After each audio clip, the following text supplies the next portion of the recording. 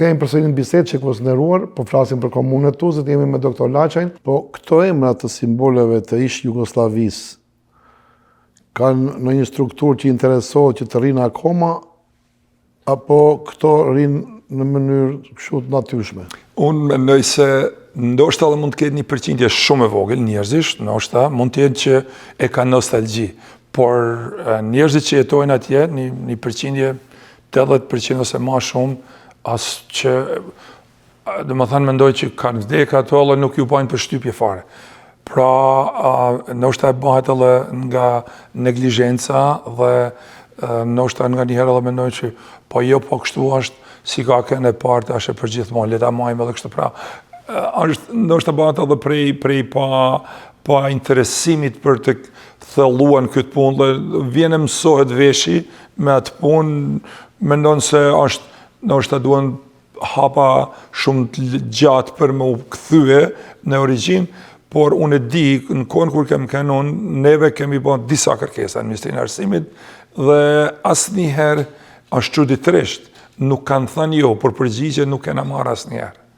Pra nuk e kanë kontestuar, nuk kanë thënë që jo s'do e ndrojmë, por do të mbetet, por nuk, unë, sa di unë, nuk kena marrë një përgjigje që do bëjmë diçka për të ndruar këta.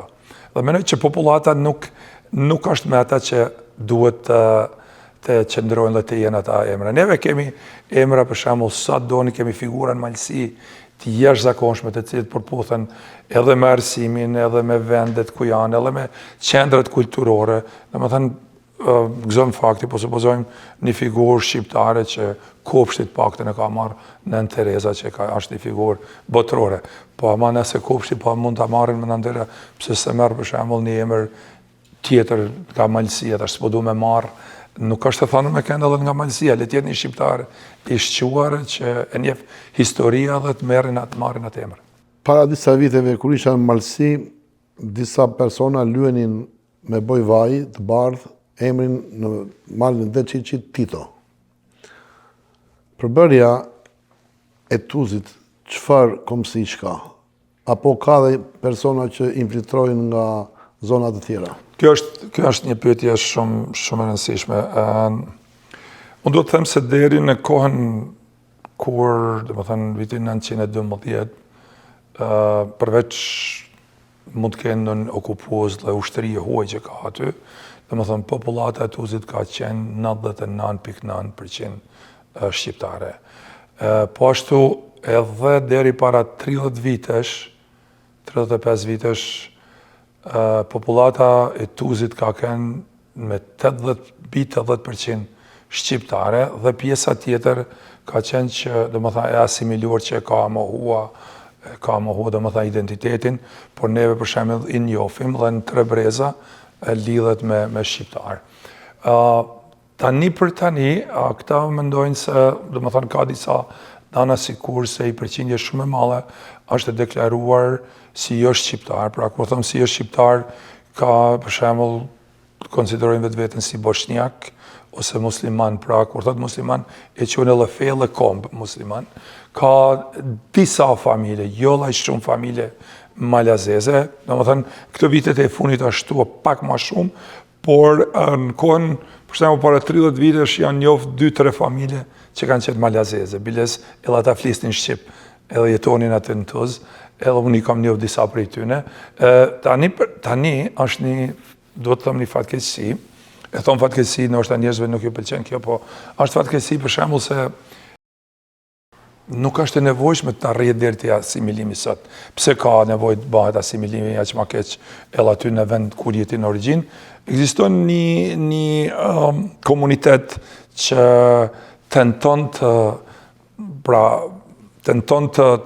quajnë veten si jo shqiptar dhe aty domethënë ka një ndikim pak në përbërjen e ndrimin demografik, sidomos qysh me ardhjen e disa, po afër, nuk e di tamam sa shtëpi janë, mendoj që janë, si s'kam një gjuhë, 1500, ndoshta janë më pak më shumë, por pak rëndësi ka ajo, por ajo ka ndikuar shumë negativisht në dheun e zi, që sot quhet Karabushkull Pole, edhe Ky tash ju ka trash në një farë mënyrë krahun këtyne që të cilë kanë qenë në dilemë, herë u bashin shqiptarë, sepse kur ishte shin sankcionet dhe u mbyll, domethënë u mbyllën importi për ish Jugosllavin dhe ju duhet që shkonin në Shkodër për bler bukën, flisnin ma shqip ma mirë se unë, se u banë shqiptar.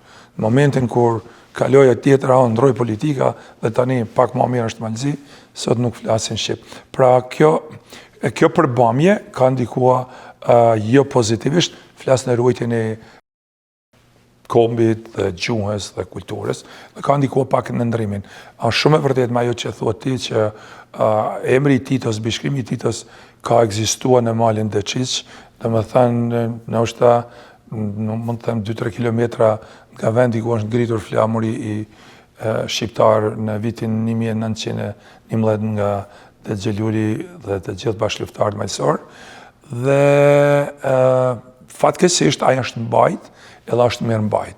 Do më thënë, vetëm ta mendosh të dalë shkam, do më thënë, nga zona fushore, dhe në majet malit e jo mallet bash një lyerje, sepse unë nuk kam kënë afer, krejt afer që me e pa, por përderisa ajo mund të shifsh me kilometra largë, normalisht ka për masa largë dhe ka pas. Kam shkelur në Gërmët aty, po, keshet. Edhe lyrë me bërvaj janë, po pyetja, nëse juve do të keni një prononcim, janë element të veçantë këta që interesojnë në mirëmbajtjen, apo janë agjësit e ndryshme që interesojnë edhe luftojnë kundra shqiptarëve pa për të patur nesër se shumë kombe punojnë me perspektivë për të ardhmen.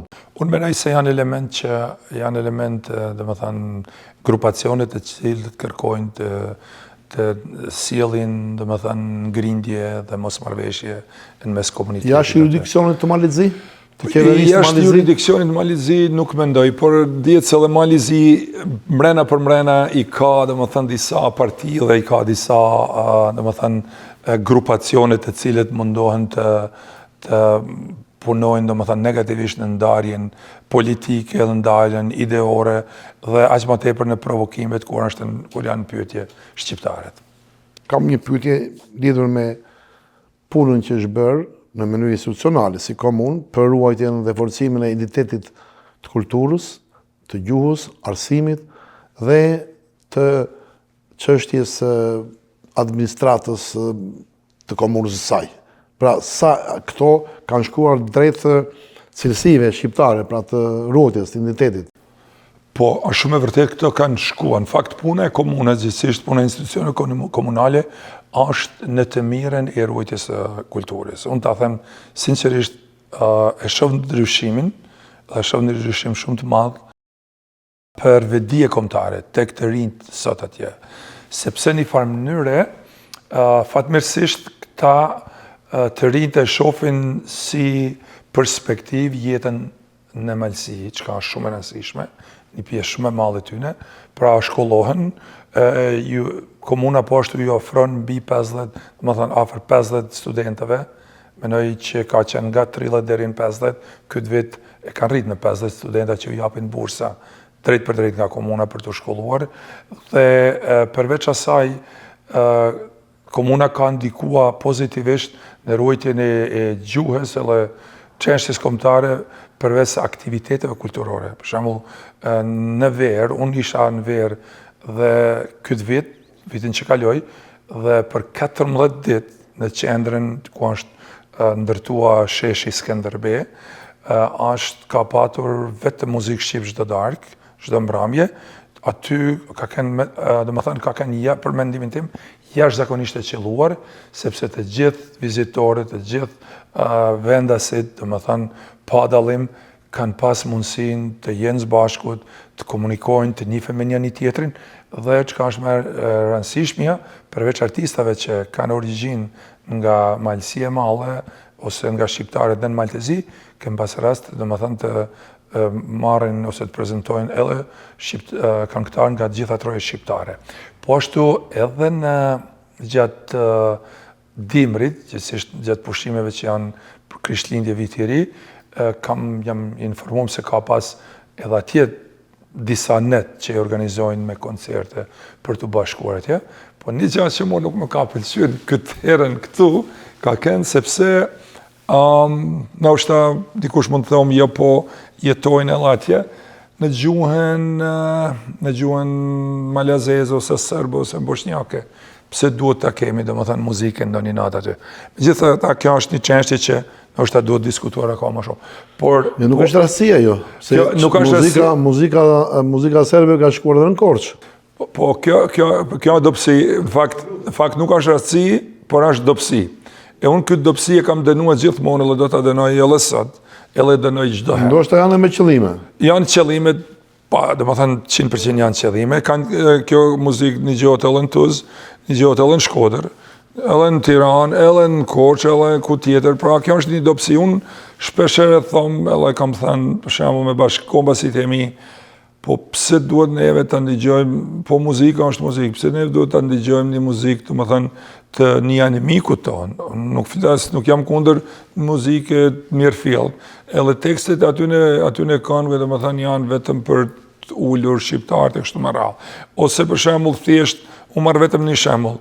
Kur të organizojnë, po supozojmë në Beograd, të organizojnë një koncert në gjuhën shqiptare me një artist shqiptar, pastaj le të mendojmë ndoshta po organizojmë edhe ne. Po përderisa ata as edhe një fjalë, le që ma edhe me të një gjuhë që fletë në gjuhën shqipe, ti domethënë rrezikon ndonjë problem nga ata. Edhe kjo domethënë këto çështje mua vetë vërtet nuk më kanë pëlqyer asnjëherë, edhe nuk më pëlqejnë. Pra duhet të jem shumë i qartë. Nuk jam kundërshtar i askujt dhe nuk më pengon absolutisht asnjë rasë në këtë botë, asnjë ngjyrë i respektoj gjithë njerëzit. Por ama ata të cilët me shekujt na kanë përlos, na kanë vrarë, na kanë pre, na kanë marrë trojet, edhe sot e kësaj dite na quajnë si popull të rendit dytë, po ndoshta edhe me bishte, me sa tjera. Pse unë duhet t'i përqaf ata, le të rrinën punën tyre dhe neve faktikisht nuk duhet të jemi këta. Pra, do t'jemi, mund të bashkëpunojmë në një pikë caktuar për interesin tonë, por aman kur është çështja në këtë pikë, neve duhet të jemi shumë të qartë. Megjithatë, njerëzit duke menduar se po jemi pak ma evropiane, po nuk është, domethënë nuk duhet të ndajmë atë këtë. Neve nuk ndahemi, përderisa ata nuk na ndajnë. Pra ata janë ata të parë që neve na ndajnë, na ofendojnë. Për shembull, shkruajnë grafite. Unë për shembull në vendin ku kam lind, pikërisht në Vitoj kur është bë festivali dhe bëhet organizohet, para nuk e di, ndoshta një vjet e gjys, për shembull kanë qenë me parolla serb, jo me vrah shqiptar, jo kjo është trull shqiptar, jo kjo ato shqiptare. Edhe pse pastaj unë duhet për asnjë kusht, për asnjë arsye, nuk duhet që ne si komunë dhe paratë e taksapaguesve shqiptar të paguhen për këngëtarë të tillë ose për mbrëmje të tilla. Është shumë e vërtetë se ka qytetarë që janë, domethënë, të gjuhës slave. Nuk kem nevojë neve t'i çojmë Skënderbeut muzikën në gjuhën slave para hunet. Ne mund t'i çojmë muzikën slave të ta çojnë se ata vetë kanë kërkuar që të ndahen, të bajnë një qendër tjetër sepse ju kapën gua Skënderbeu në qendër, le të organizojnë koncertet atje ku janë ata që e dëshirojnë dhe duan. Pra kjo ka qenë pak ndoshta është një diçka që një vërejtje për mua është e pafalshme, e di se nuk do t'ju pëlqejnë, po do ta them me zërin shumë më të lartë. Derisa neve nuk do vetëdijsohemi si njerëz që ne jemi gjak i pastër shqiptar dhe ne duhet ta ruajmë dhe pranë nesh fatkeqësisht i kemi armiqt shekullor.